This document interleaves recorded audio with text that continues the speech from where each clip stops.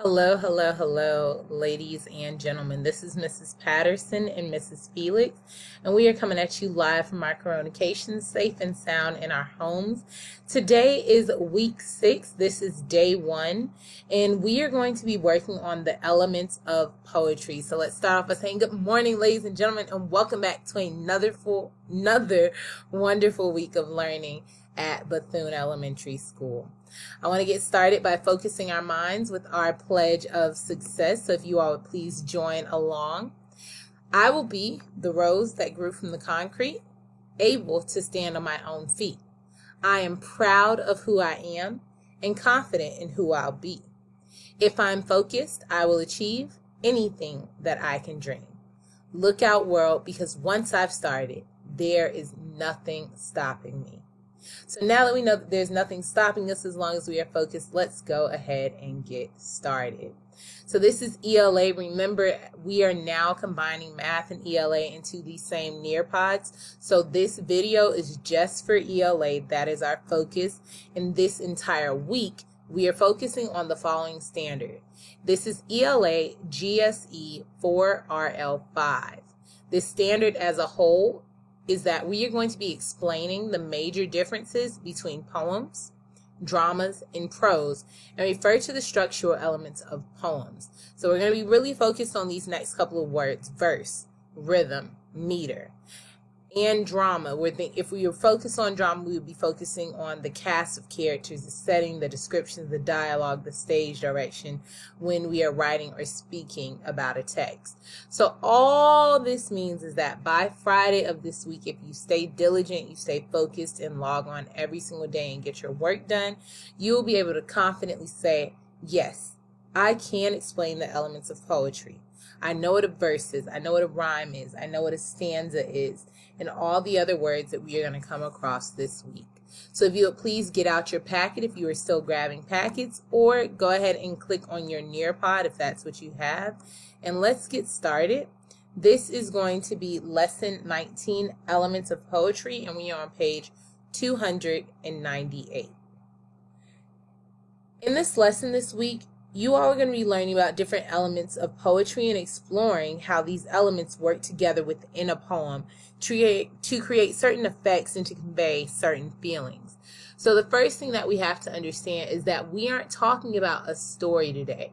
We are talking specifically about the genre of poetry. And we're going to see how poetry stands out compared to other stories. So let's first see what we already know about poetry.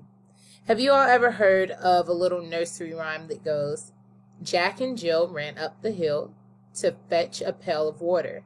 Jack fell down and bumped his crown, and Jill came tumbling after.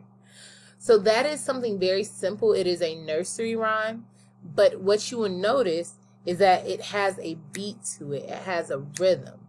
Jack and Jill went up the hill to fetch a pail of water. Jack fell down and bumped his crown, and Jill came tumbling after. So it has its own rhythm to it. We also notice a lot in poetry that there's rhyme, and we are going to break apart each of these words because we see here on this page that we have the bold words verse, stanza, structural elements, meter, rhythm, and rhyme. So all 6 of these words are going to be extremely important in us truly understanding the elements of poetry. And we're going to do that today with the story called Bigfoot's Complaint. But I first want you to think, how does a poem, from what you know about poetry, how does it look different from a story that we would find in a book? So yes, it sounds like, oh, she just wants me to think about it. No, take the time to really talk this out with someone, whether it's a parent, a guardian, a sibling. But how is a poem, from what you understand, if it's just Jack and Jill went up the hill, if it's anything by Dr. Seuss, how is a poem different from a regular story that you would find in a book or an essay? So I hope that you were honest and actually took time to think about this.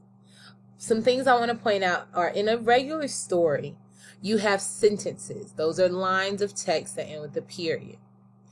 In a poem, those are simply called lines. When you put a bunch of lines together in a poem, you get what is called a stanza. If we were talking about a story, when we put a bunch of different sentences together, we get a paragraph.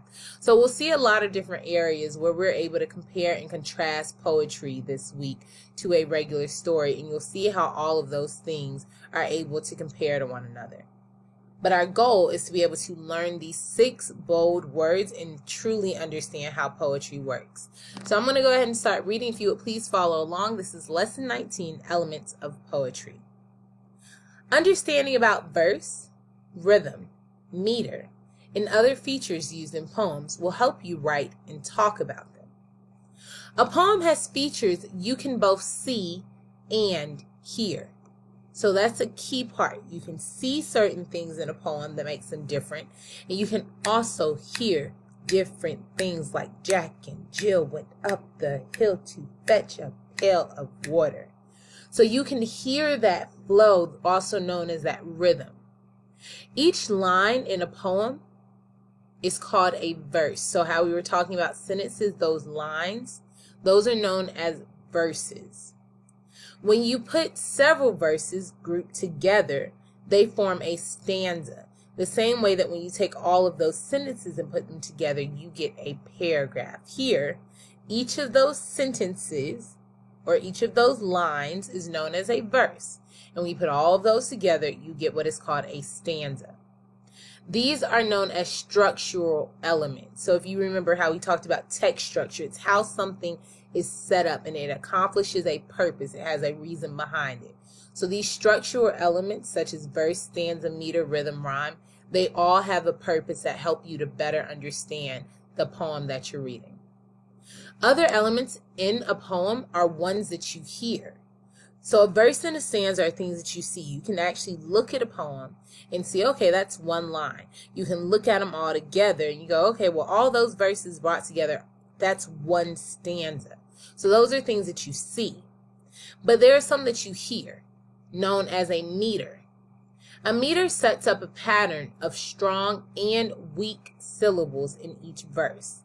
So a strong one is, it depends on how you say things. Jack and Jill went up the hill. So all of those louder ones, those are strong, and the weak ones are the softer ones. And that together is a meter, where you hear where each of those syllables get stressed. The stronger ones, Jack and Jill. You hear the stressing, and that is a meter telling you which parts of that word or which part of that line or which part of that verse is supposed to be strong based on the syllables and which one should be weak. Then you can also hear what is known as the rhythm. The rhythm is the regular pattern of sounds in the poem. So it's the beat that you hear. And yes, you get to create your own beat as you read. And many poems are much better when you read them out loud, as they are amazing when you simply look at the text, you read them in your head, but you can hear the rhythm and you can feel the poetry when you read it out loud. So the rhythm is the regular pattern of sound in the whole poem. It's almost like a beat in music. So you have your lyrics, and then when you rap those lyrics to a certain beat, you get a rap song, because that's rhythm. Rhyme repeats the same ending sounds in different words. So you're only looking at the end, such as sound. It starts with the S but ends with O-U-N-D. And ground, it starts with G-R but still ends with O-U-N-D. And pound, P, ending with O-U-N-D. So you are having those same repeated ending sounds. That is rhyme. So poets use all of these different structural elements: verse, that sentence, stanza, that paragraph, meter, which parts of the syllables are strong and weak, rhythm, the regular pattern of sound, and rhyme. All of those different structural elements are used to express the author or the poet's ideas in a new and surprising way. So we're going to see if we can truly understand all of this by reading this short poem on page 298. And this is called Bigfoot's Complaint by John Hanson. Why do they call me that? Why do they have to call me that? I'm more than just a pair of feet. If humans took a closer look, they'd see my eyes are rather sweet. But I walk these woods and hide my face, my footprints left in the mud and snow. The rest of me they'll never see, so I am called by what they know. So just in that one poem, you can naturally hear a rhythm start to flow. You can feel that beat. But we're going to be able to break all of this down into this graphic organizer that is on page 299. It will be your task today to fill in the entirety of this graphic organizer, but I'm going to get you started and help you out. So I'm going to go ahead and flip over to our Nearpod where we have the same story. Sorry, I got to go back a few. And we are going to fill this out together. We're going to go step by step and fill this out. Ooh. Sorry about that. I thought I had this one ready. So this is Bigfoot's complaint. And we are going to be able to type on this graphic organizer if it comes up shortly. And we will be able to fully understand all the different parts of poetry. One moment. Sorry about that. I had a little bit of technical difficulty, but this is the graphic organizer that we're working on page 299. And if you are using your Nearpod, you're going to be able to type in these individual boxes to complete this task. So the first part on the left, this empty column, it says description. So it wants us to describe or tell the definition of each of these words. So it wants to know what is a verse, what is a stanza, and what is a rhyme. So all you have to do is go back to your text right here, and it will tell you the definition of each. So I'm going to type on my slide, and I'm going to say that a verse is one line in a poem, just like how a sentence is one line in a story or a regular piece of text. So one line in a poem is known as a verse. And I'm going to make my text a little bit smaller and make my box smaller. Boom, I just gave the description of what a verse is. Now in the right column, it's looking for examples from the poem that we just read about Bigfoot's complaint. So if we said that a verse is just one line in a poem, I would go back over to my poem and find one line. So let's see, why do they have to call me that? Perfect. That's simply one line. So I'm going to come over here and type, why do they have to call me that? So we already put that a verse is one line in a poem. And then the line that we just chose is, why do they have to call me that? Why do they have to call me that? And so I'm going to make a new text box. And I'm going to put, why do they have to call me that? And that's going to be the example from this poem about my text that shows that we have one verse or one line in the poem. The next box asks us to write a stanza or ask us for the description of a stanza. Well, we saw on the previous page, page 298, that a stanza is when you have several verses grouped together. It pretty much looks like a paragraph in a story. So I would put the definition where it says description and put that a stanza is several verses grouped together. And then it wants an example of a verse. So always go back to your text, make sure that you are verifying that you are writing things accurately and that you have the correct evidence. And I'm going to put, one of them is, but I walk these woods and hide my face, because that's the first line. But I walk the woods and hide my face, my footprints left in mud and snow.